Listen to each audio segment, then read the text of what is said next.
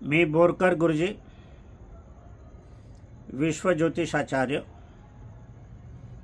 ब्रह्मांड ज्योतिष कार्यालय, मुक्काम पोस्ट रावेर, जिल्हा Jalgaon, Maharashtra. Pin code number आहे 425508। माझा मोबाईल नंबर आहे 9850015558। आजच्या कार्याला सुरुवात करण्यापूर्वी माझी पत्नी स्वर्गीय सौ निर्मलाबाई बोरकर यांना अभिवादन करूया आणि आजच्या कार्याचा आरंभ करूया। मला या सप्ताहामध्ये जे अधिकाधिक प्रश्न जे आले 90% ते लक्ष्मी टिकत नाही, कमाई होते, उद्योग आहे, पगार आहे, मजुरी वाढत आहे, तरीही लक्ष्मी घरात टिकत नाही, काही ना काही कारणासाठी निघून जाते। आता ही सर्व बुद्धिवादी मंडळी आहे, हिशोब करणारी मंडळी, व्यापारी म्हणजे हिशोब करणारा मनुष्य, नोकर वर्ग म्हणजे सुशिक्षित मनुष्य, रोजंदारी काही अशिक्षित राहिलेलं नाही। जमा खर्च जवळजवळ सगळ्यांना माहिती आहे। मग आवक आहे, मग ती राहत का नाही, टिकत का नाही, स्थिर का राहत नाही, दोन पैसे जमा का होत नाही, बँकेमध्ये पैसे ठेवले का जात नाही, बचत सर्टिफिकेट घेतले का जात नाही, सोने चांदीसारखे मूल्यवान वस्तू बचतीचा दीर्घकालीन म्हणून उपयोग का केला जात नाही किंवा होत नाही, एखाद्या त्या बचतीच्या मार्गातून शेती घेतली, घर घेतलं, प्लॉट घेतलं, असं का होत नाही, पहा कसा गूढ प्रश्न आहे। आणि हे सगळे सुशिक्षित मंडळी आहे। त्याच्यातले 80% वर्ग हा कुंडली मध्येच्या अनुषंगाने आपण जर विचार केला तर अत्यंत बुद्धिवादी लोक आहे, कारण बुधात्य योग, विद्यायोग यांच्या कुंडलीत झालेला आहे। आणि हे 80-85% लोक हे शहरात राहणारी आहे। त्यातलं जास्तीत जास्त प्रमाण हे 25% जे आहे ते पुण्याचं आहे, 15-18% मुंबईचं आहे, आणि दिल्लीमधून मला लक्ष्मी नगरातून खास करून मला आलेले आहे ते 10% लोक आलेले आहे। खेड्यापाड्यातले 2-4-5% पासून मोजता येतील इतकेच आहे। परंतु हे 2-4-5% इतके मोजके असताना सुद्धा मात्र व्यवहारी चाणाक्ष शिकलेले आहे, ग्रॅज्युएट आहेत, नोकऱ्या नाही म्हणून शेती काम करताय, शेती उद्योग करताय।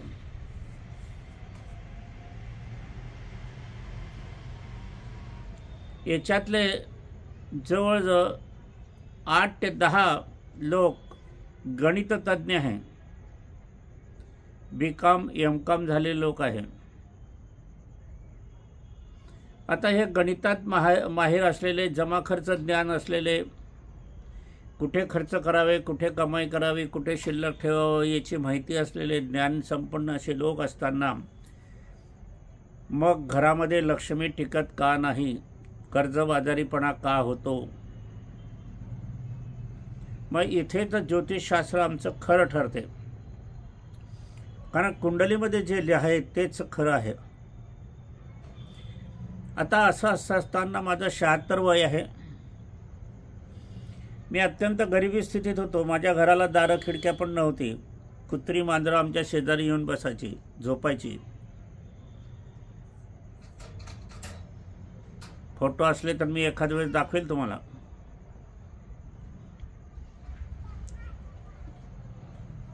असं असताना माझी पत्नी जी होती स्वर्गीय सौ निर्मलाबाई बोरकर, 1/6/1972च्या पूर्वीची स्थिती आणि नंतर 1/6/72च्या नंतर माझी बदलत जाणारी स्थिती, याच्यात फार महत् अंतर आहे। साक्षात ती लक्ष्मीच्या पावलाने लक्ष्मीच स्वतःहून आली आणि माझं भरभराट व्हायला सुरू झाली.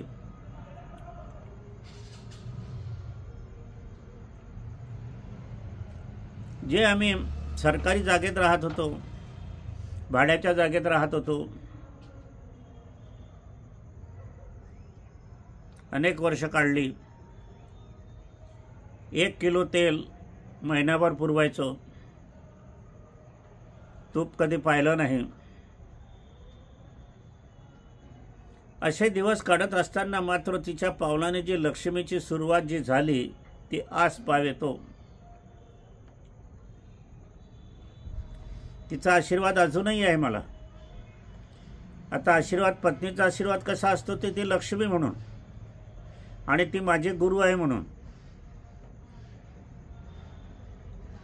नाही तर आपण प्रश्न उत्पन्न कराल की पत्नीचा आशीर्वाद कसा. पत्नी ही साक्षात लक्ष्मी असते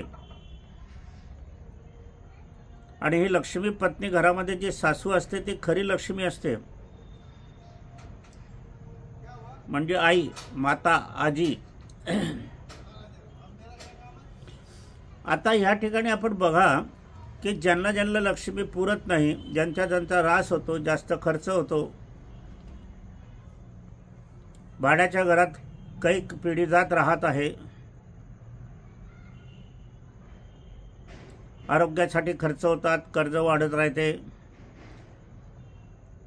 काही ना काही कोणाला दिलेले पैसे बुडतात, बँकेत ठेवलेले बँकाच बुडतात, नातेवाईकांना दिलेले पैसे ते परत देत नाही, व्यवहार केला, वस्तू घेतल्या, ऐनवेळी भाव उतरले, विकावे लागले, गरज असताना तोट्यात झाला, आशेने प्लॉट घेतला भाव वाढतील म्हणून, पण अचानक आरोग्याचे प्रश्न निर्माण झाले, प्लॉट विकावा लागला कमी किमतीत.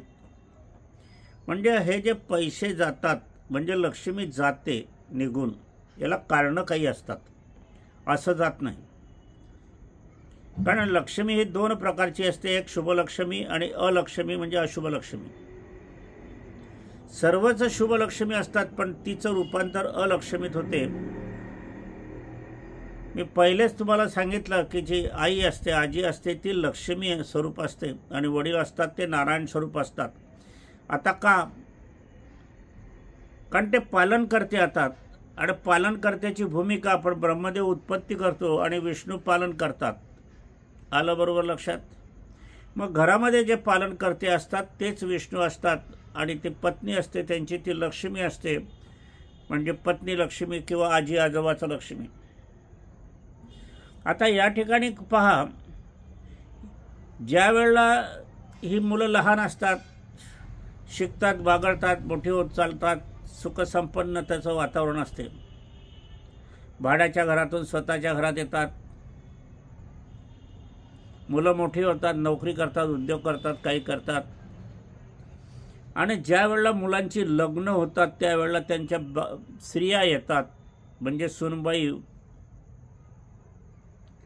आता ह्या सुनबाईच्या येण्याच्या इथूनच घराला परिवर्तन होते. लक्षात घ्या, तुमच्याकडे असेल तर किंवा समाजामध्ये आजूबाजूला असेल, घरामध्ये, गावामध्ये, मोहल्ल्यामध्ये, तुम्ही आधी सूक्ष्मतेने शोधक बुद्धी ठेवून पहा. ज्या वेळेला मुलांची लग्न होतात आणि ती मुलगी येते सुनबाई म्हणून, तर या सुनबाई येण्यामध्ये 2, 4, 5 महिने स्थिरथावर असतो, आनंदी आनंद असतो आणि तिला मुलं होतात, नातू येतात, घर भरून जाते, तोपर्यंतही ठीक असते. आणि मग मात्र नंतर याच्या पश्चात या सुनबाईची मुलं मोठे होतात, शिकतात, ते नोकरी करतात आणि त्याच वेळेला या सुनबाईची चाल बदलली आणि इकडे आई वडील, सासू सासरे वृद्धापकाळाच्या याच्यात जातात. ज्यांचे आई वडील वृद्धाश्रमात आहे त्यांची घरातली लक्ष्मी कधीही टिकणार नाही, असेल तर ती निघून जाणार. ज्यांच्या घरात आई वडील आहे आणि त्यांना मान सन्मान दिला जात नाही, ती पण लक्ष्मी टिकणार नाही. लिहून घ्या. लक्ष्मी कोणाची आहे? कोणी आणली आहे? आईने, सासूने, सासऱ्याने. आता तो सासू सासऱ्याचा अपमान जर सूनबाई करत असेल तर तो साक्षात लक्ष्मी नारायणचा अपमान होतो. मग अशा घरातली लक्ष्मी ही कधीही टिकणार नाही, टिकत नाही, पुढे पण राहणार नाही. आज दिसत असली तर उद्या दिसणार नाही. काही वेळेला लक्ष्मी राहते पण जीव नाही राहत, असंही होते.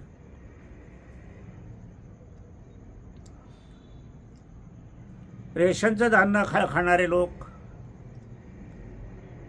कमी किमतीचा माल खाणारे लोक, काटकसरीचं जीवन जगणारे लोक, आणि ज्या वेळेला संपन्नता येते त्यावेळेला डॉक्टर म्हणतो हे खाऊ नका, ते खाऊ नका, साखर खाऊ नका, गहू खाऊ नका, तांदूळ कमी खा. हे अलक्ष्मीचेच प्रकार आहे. आपलं एक रेशन कार्ड आहे परमेश्वराने निसर्गाने केलेलं. 100 पोते साखर आपल्या जीवनात वापरायची असेल आणि आपण मग सारखं लाडू, जिलेबी, पेढे, बासुंदी, श्रीखंड खात राहिले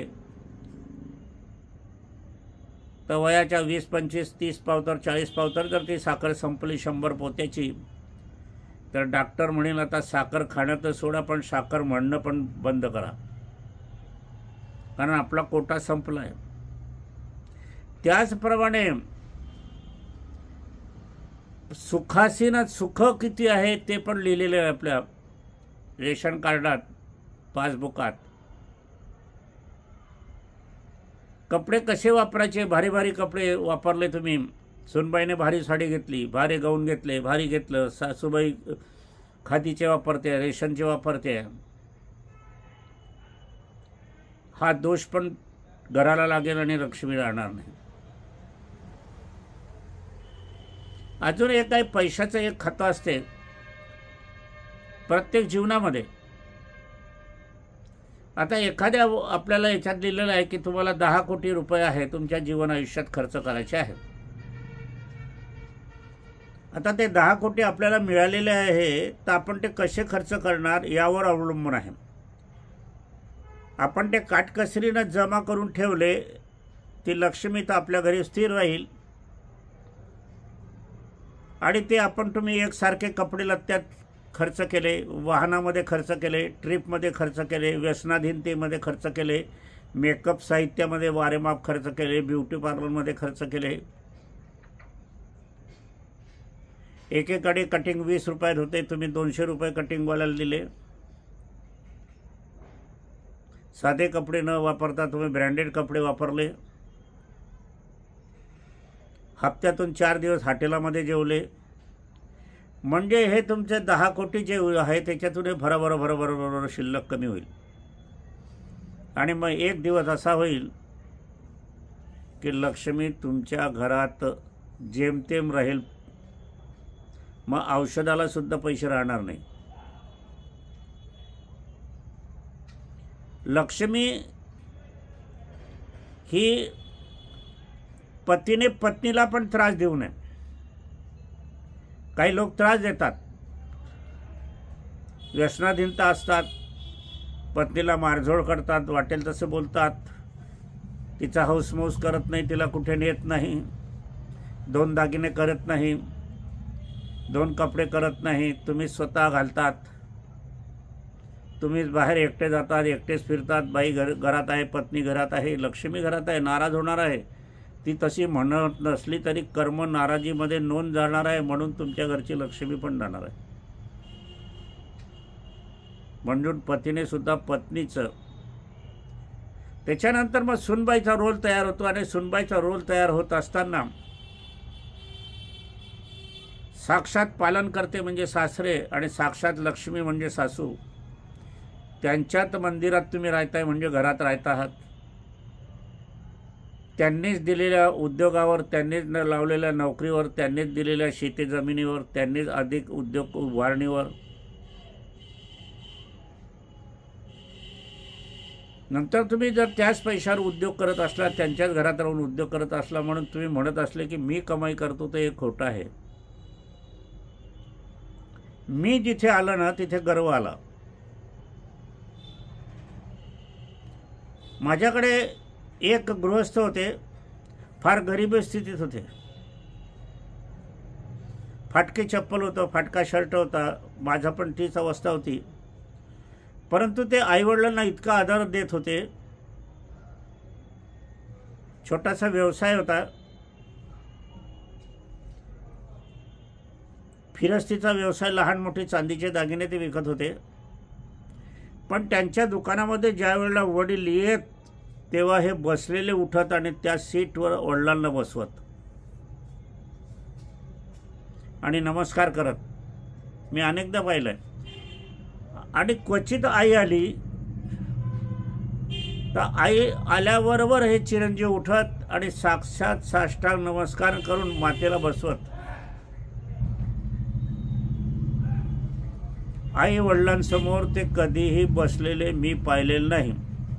ते एवढे मोठे झाले, त्यांना एकच मुलगी. त्यांनी गोव्यात जाऊन समुद्रामध्ये लग्न केलं तिचं. एवढे श्रीमंत. केवळ आई वडिलांना मान सन्मान दिला, सुनेने सन्मान दिला, म्हणूनच हे फळ त्याला लाभलं. आजही तेच स्थिती आहे, सुखात आहे. सुनबाई हे मुख्य पार्ट आहे लक्ष्मीच्या बाबतीत. कारण सासू सासऱ्याचा रोल हा संपून जातो 70च्या नंतर. खरं तर 60, 65, 55 पर्यंतच पेन्शनचे आहे. माझं वय 76 आहे, मी अजून कार्यरत आहे. मी मुलांवर अवलंबून नाही, मुळीच नाही. मुलांना अगदी यथेच्छ करून दिलेलं आहे. गावात कोणालाही विचारलं तर ते सांगतील तुम्हाला, साक्ष आहे. आता ह्या अशा परिस्थितीत सासू सासरे 55च्या 60च्या दरम्यान गेले. ते कार्यरत असले, कुणाच्या दुकानावर काम करताय, अकाउंटचं काम करताय, कुठे लहान मोठं काम करताय, तर मुलांनी किंवा सुनेने सांगायचं की आता तुम्ही काम बंद करा. ही गाडी दिली, ही ड्रायव्हर दिला, तुम्हाला कुठे फिरायचं जाऊन या, हे पैसे घ्या. वडील मुलांचा सुनेचा विमा काढतात. असं जगामध्ये मुलाने आणि सुनेने सासू सासऱ्याचा विमा काढलेलं उदाहरण आहे? नाही ना. ते त्यांच्या मुलांचं बघतात. मुलांच्या इच्छा पूर्ण करतात, स्वतःच्या इच्छा पूर्ण करतात. परंतु त्यांचं 2, 4, 5 वर्ष आयुष्य राहिलेलं आहे. त्यांना पुढे जीवन नाही. आणि पुढे 2 वर्ष राहिलं तर त्यांच्याकडे उठणार नाही, बसणार नाही, दिसणार नाही. त्यांच्या इच्छा पूर्ण करायच्या पहिले का आपल्या मुलांच्या? तुम्हाला तर भरपूर आयुष्य तुम्हाला आणि तुमच्या मुलांना. पण उलट स्थिती होते.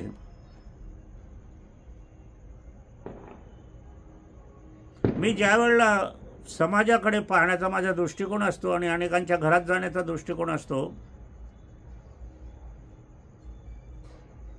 तीर्थक्षेत्री आपण गेली तर तुम्हाला जोडपे दिसतील. एकाही जोडप्याने आई वडिलाला, सासू सासऱ्याला सोबत नेसलेलं दृश्य हे दुर्मिळ आहे. कुंभमेळ्यात जे माणसं निधन झाले त्यांची आकडेवारी मोजा आणि त्याच्यात तरुण मंडळी किती होती ती बघा, पहा. रस्त्याने अपघात होतात. तीर्थयात्रेला जाताना, तीर्थयात्रेतून परत येताना, त्याच्यातही मोजा तुम्ही. माझं शोधक बुद्धी घ्या, शोधन करा. शोध निबंध लिहिण्याची गोष्ट ही. घरी आईवडील असतात आणि हे जातात. आईवडिलांना सोबत का नेत नाही? गाडी आहे, घोडी आहे, सगळं आहे. नसेल तर तुम्हाला करता येते. श्रावण बाळ बना. पण श्रावण नाव पण आता दुर्मिळ झालेलं नाहीच आहे जवळजवळ.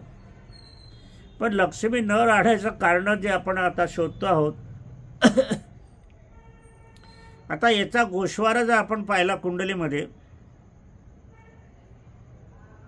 तर सुनेच्या स्थानाचं जे वैभव आपण पाहतो तिथे तरी मंगळ बुधाचा योग, शनी रवीचा योग, शनी चंद्राचा चांडाळ योग, राहू केतूचा योग असे जर असले तर त्या स्थानामध्ये सुनबाईचं वागणं असं असते. किंवा हाच योग मनुष्याच्या जीवनामध्ये असला आणि तो पत्नीच्या स्थानाच्या मार्गस्थ असला तर पतीसुद्धा असाच असतो, बायकोला त्रास देणारा. आणि मग अशा घरातही लक्ष्मी राहत नाही. कारण स्त्री ही लक्ष्मीचं रूप आहे. कुठलीही स्त्री, मग ती पत्नीच्या रूपात असो, सुनबाईच्या रूपात असो, मुलीच्या रूपात असो. मुलगी तर तिच्या सासरी निघून जाते, तिचा रोल तर जवळजवळ आपल्या कुटुंबात नसतोच. तरी पण ती आली तर तिचा सत्कार व्हायला पाहिजे, तिला काही द्यायला पाहिजे. मुलीच्या घरचं अन्न पाणी पिऊ नये असं भारतीय संस्कृती सांगितली जाते. भावाला अधिकार आहे फक्त भाऊबीजेचाच, राखी पौर्णिमेचा 2 दिवशी तिथे अन्न खायचं, पाणी पिण्याचं, बाकी नाही. रिकाम्या हाती बहिणीच्या घरी जायचं नाही, रिकाम्या हाती मुलीच्या घरी जायचं नाही, ही भारतीय संस्कृती आहे. परंतु सासू सासऱ्यांच्या दवाखान्याला पैसे नाही आणि सुनबाईच्या आईवडिलांच्या दवाखान्याला पैसे आहे, आणली जाते, ऑपरेशन केलं जाते, महिनोगंती राहतात, कपडे रत्ते होतात. आता भारतीय संस्कृतीचे हे विपरीत आहे. आता तुम्हाला हे पटवा का ना पटो, त्याच्यामध्ये लॉजिक आहे, काही कारण आहे, शोधण्याचा प्रयत्न आपण केला पाहिजे. नुसती वरवर टीका टिप्पणी करू नये. कारण मुलीला आपण काहीच देत नाही, लग्नाची जबाबदारी फक्त करतो. जर मुलगा आणि मुलगी असले तर मुलावर जास्त खर्च केला जातो. आजही मुलाच्या शिक्षणाला जास्त खर्च केला जातो, मुलीचं शिक्षण बंद केलं जाते. मुलाचा लग्नाचा बँडबाजा वेगळा असतो, मुलीच्या लग्नाचा बँडबाजा वेगळा असतो. इथे 10 माणसं जेवतील, तिथे 100 माणसं जेवतील. म्हणजे मुलीला काही दिलंच जात नाही. म्हणून मग तिच्याकडे काही खाण्याचा अधिकार नाही, पाणी पिण्याचा अधिकार पण नाही. कारण ते उलट होते, झालं उलट फिरते. कन्यादान केलंय, मग दान केल्यावर मग तिथून आपल्याला उचलता नाही येत. परमेश्वरावर तुम्ही जर दान केलं, खंड नारळाची ओटी भरली, तर त्याच्यातून आपल्याला काही घेता नाही येत. परत दक्षिणा आपल्याला टाकलेली उचलता नाही येत. असं सांगता येत नाही मंदिरामध्ये की हे 10 रुपये घ्या, मग हे 5 रुपये मला वापस द्या, असं कधी होत नाही. आणि दुसरं असं, देवाला तुम्ही ज्या वेळेला नवस बोलतात की मला पास होऊ दे, मला नोकरी लागू दे, माझं लग्न होऊ दे, मला संतान होऊ दे, माझं घर होऊ दे, माझी गाडी होऊ दे, झाल्यावर तुम्ही नवस फेडता म्हणजे देवावर तुमचा विश्वास नाही. अगोदर तुम्ही का नाही देत की परमेश्वरा मी हे नवस बोलते, खंड नारळाची ओटी भरते, तसं कधी नाही करत तुम्ही. आणि मिळाल्यावर तुम्ही लगेचही नाही करत, 1-2 वर्ष तसेच जातात. आणि एक पहा, देवीला मारे परातीमध्ये तुम्ही ते खंड नारळ बांगड्या घेऊन जातात, ते खंड नारळ तुम्ही तरी सुद्धा वापरू शकता का? साडी पातळ जरी तुम्ही सोडत असले तरी त्या दर्जाचं पातळ तुम्ही घरी नेसता का स्वतः? बांगड्यात जाणार नाही एवढ्या लहान लहान बालकाच्या बांगड्या त्याच्यात ठेवतात, खणाचं तुकडं ठेवतात, आत रुमाल त्याच्यापेक्षा मोठा असतो, खारीक खोबरं अगदी जुनं जाणतं असते. कशाला खर्च ओटी भरताय? हे देवाला फसवण्यासारखं आहे, देवाला समजत नाही. नुसत्या बांगड्या चढवा तुम्ही, पण त्या उत्कृष्ट चढवा. कुंकवाचा करंडा ठ्या, नुसतं खंड द्या, मोठा द्या. 10, 20, 51, 111 रुपयात साडी चोळी देणं चढवणं होत नाही. 1500चे वर पातळ घेतलं पाहिजे. वर्षातून एकदा तर येणार तुम्ही, येता की नाही कोणास ठाऊक. आणि मग हे तुम्ही दिलेलं हे सगळं कचऱ्यात फेकलं जाते किंवा ज्या जो विकतो त्या दुकानात परत जाते, तुम्हाला नाही मिळणार. म्हणून नवस फेडतानाही तो योग्य तऱ्हेनेच फेडला गेला पाहिजे. नाही तर सरळ पावती फाडा, 51ची पावती, 1 रुपयाची पावती फाडली तरी चालेल. परंतु आता तर त्या सरकारी जमा व्हायला लागल्यावर काय करावं हा एक प्रश्न आहे. लक्ष्मी का टिकत नाही याचा गोषवारा जर आपण पाहायला गेले तर घरातून सुरुवात केली तर सासू सासरे हे खरे लक्ष्मीनारायण आहे. यांचं पूजन तुम्ही जर केलं तर मंदिरातल्या लक्ष्मीनारायणच्या पूजन नाही केलं तरी चालेल, 33 कोटी देवीचं नाही केलं तरी, एखाद्या महाराजाचं भजन कीर्तन नाही केलं तरी चालेल, एखाद्या महाराजाचा फोटो नाही लावला तरी चालेल. साक्षात लक्ष्मीनारायण कोण? कारण पालन करते वडील आणि साक्षात आई कोण? लक्ष्मी. सुनेच्या बाबतीत नारायण कोण? सासरा. लक्ष्मी कोण? सासू. आजी कोण? महालक्ष्मी. आणि आजोबा कोण? महानारायण. म्हणून यांचा जर अपमान तुम्ही जागोजागी करत असता तर साक्षात लक्ष्मी नारायणाचा अपमान होतो. म्हणून ती लक्ष्मी आज दिसत असली तरी उद्या नक्की दिसणार नाही. असे अनेक घराणे मी माझ्या पाहण्यात आहे, तुम्ही बी बघितले असतील. एक पिढी राहते मग दुसऱ्या पिढीत नसते. काही मृत्यू अपमृत्यू होतात, आत्महत्यासुद्धा होतात, अघटित रोगाची उत्पत्ती होते, काही मेडिकलच्या याच्यातूनही ते मारले जातात.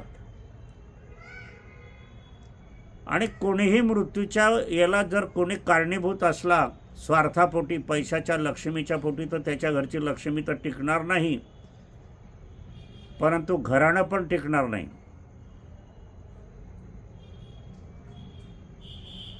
कारण ज्या वेळेला आपण पाहतो राक्षस आणि दानव आणि देवांचं युद्ध होते त्यावेळेला राक्षसांचा संपूर्ण नायनाट झालेला आहे, त्यांचा वंश पण नाही राहिला.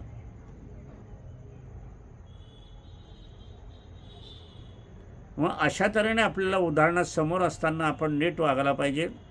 लक्ष्मी का टिकते हे पण बघायला पाहिजे. आणि लक्ष्मी टिकण्याच्यासाठी की जे काही उपासना असतात, तर लक्ष्मी टिकण्यासाठी आपण पिंपळाचा वृक्ष आपल्या अंगणात लावला तर फार उत्तम. कारण त्याच्यात 33 कोटी देवतांचा वास असतो. खाली ब्रह्मा असतात, खोडामध्ये उभे लक्ष्मी उदे विष्णू नारायण असतात, लक्ष्मी असते. प्रत्येक पानावर आपण पाहिलं तर गणपती असतात आणि प्रत्येक टोकावर शंकरजी असतात. कार्तिक स्वामी मध्ये असतात. असे हे विश्वरूप पिंपळामध्ये असते. वड आपण घेतलं तर वडाच्या ज्या पारंब्या असतात त्या 33 कोटी देवी देवतांच्या असतात. प्रत्येक पानामध्ये ईश्वर लपलेला असतो, ईश्वर सामावलेला असतो. वडाचं झाड लावा. कडुनिंबाच्या झाडाच्या याच्यामध्ये आरोग्यप्रदान असतो, धन्वंतरी असते, सूर्यनारायण तिथे असतात. उंबराच्या झाडामध्ये औदुंबराच्या झाडामध्ये दत्ताचं अधिष्ठान असते. शमीच्या झाडामध्ये कुबेर असतो.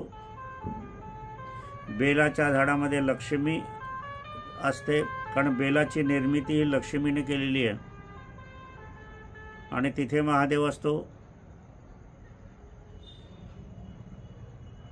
कदंब वृक्षामध्ये आपण जर पाहायला गेले तर राधाकृष्णाचा निवास असतो.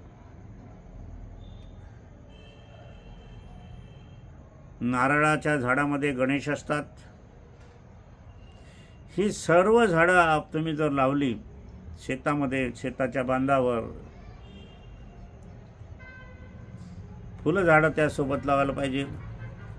कण्हेराचं फूल लावा, पारिजातकाची झाडं लावा ज्याला हरसिंगार म्हणतात, निशिगंधाचं झाड लावा, काटेक करवंट्याचं झाड लावा, गुलाबाची झाड लावा, मोगऱ्याचं झाड लावा. ही फुलं झाडं आणि घरच्या फुलांनी देवांची पूजा केल्यानं सर्वात श्रेष्ठ. पण काही नतद्रष्ट असं असतात की आईवडील फुलांची झाडं लावतात आणि 2 झाडं केळीचे कमी बसतात, त्याच्यावर सावली पडते, म्हणजे हे नतद्रष्ट अवल्यात जी असते, मुलं जी असतात ती झाडं कापून टाकतात.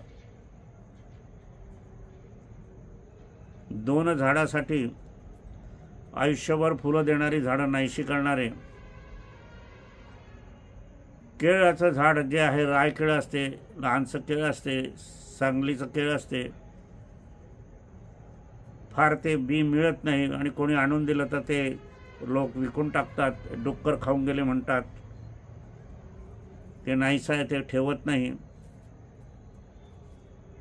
त्याच्यात साक्षात लक्ष्मी नारायण असतात लहान केळात. गणेशाचं रूप त्याच्यात असते.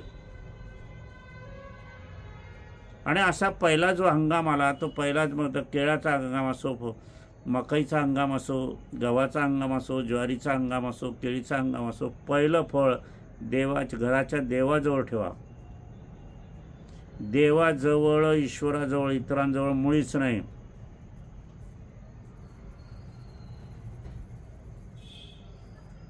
देव जे आपले कुळदेवी आहे, कुळदेवता आहे, यांच्याजवळ आपल्याला ठेवायला पाहिजे. आई वडील स्वर्गवासी झाले असतील, सासू सासरे स्वर्गीय झाले असतील, त्यांना प्रथम नैवेद्य दाखवा. प्रतिदिन श्राद्ध करणारे लोक आहे, आपण जेवताना एक अन्नाचा घास बाजूला ठेवायचा आणि तो पत्रावर गच्चीवर नेऊन ठेवायचा. प्रति महिन्याचं श्राद्ध करायचं, वेळेनुसार, तिथीनुसार. आणि जे स्वर्गीय झालेले आहेत त्यांना जे आवडत होतं ते करायचं. आणि केलं नाही तर तुमच्या पापपुण्याला प्रश्नचिन्ह. तुम्ही तुमच्या आवडीचे पदार्थ जिवंत असताना खातात, मग स्वर्गीयांना का देत नाही? त्यांचीच पैसे त्यांचे, घर त्यांचं, स्वयंपाकघर त्यांचं, किचन त्यांचं, गॅस त्यांचा, ओटा त्यांचा, तुमच्यातला जीवसुद्धा त्यांचा. तुम्ही जी मेहनत करणारी शक्ती आहे ती पण शक्ती त्यांची, पण तुमची बुद्धी नाही तशी.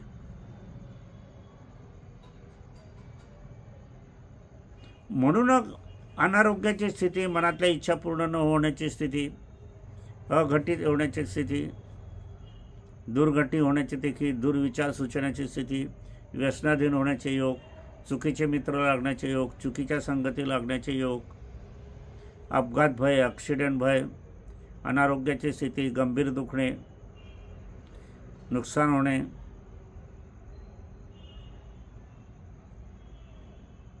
विषारी प्राणी दंश होणे,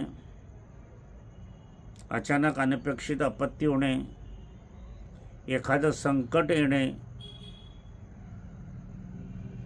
हे सर्व जे आहे ना, हे सगळं एक संबंधित आहे. आता हे ज्योतिषशास्त्राच्या दृष्टीने आपण पाहण्याचा प्रयत्न केला तर ते कर्म, धर्म, नशीब हे दशमाचं स्थान असते आणि दैवाचं स्थान हे 9वं स्थान असते आणि त्याच्यातून मिळणारं लाभस्थान 11वं स्थान असते. कर्तव्य तुम्ही काय करता आहात आणि धनाचा ओघ कुठे आहे हे जर आपण मार्ग त्याच्यातून बघितले तर आपल्याला हेच दिसते. कारण त्याच्यामध्ये चतुर्थ स्थान मातृस्थान असते, दशम स्थान पित्याचं स्थान असते, पंचम स्थान संततीचं असते, सप्तम स्थान सुनबाईचं किंवा अष्टम स्थान सुनबाईचंही असते. याच्यामध्ये चांडाळ योग झाला असलेला असता, मंगळ बुधाचा स्फोटक योग असला, शनी रवीचा कुयोग असला, मंगळाची दृष्टी यावर असली, शनीची दृष्टी असली, जन्मतः 7.5 असली, किंवा मुलाचं लग्न होत असताना त्याच दिवशी सासू सासऱ्यांना किंवा आई वडिलांना 7.5 असली, किंवा त्यांना 7.5 असली, किंवा त्यांचा शनी अष्टमात असला, शनी चतुर्थात असता, ढय्या 7.5 असली, वयस्थानी 7.5 असली, विवाहस्थानी 7.5 असते, 7.5 कर्तरी योगामध्ये विवाहस्थान असलं तर अशांती संपत्ती टिकत नाही, लक्ष्मी उठून निघून जाते. असो, आजच्या कार्याला इथेच विराम देऊया. पुढे हा विषय बघूया. माझी पत्नी स्वर्गीय सौ निर्मलाबाई बोरकर यांना अभिवादन करूया आणि आजच्या कार्याचं समापन करूया.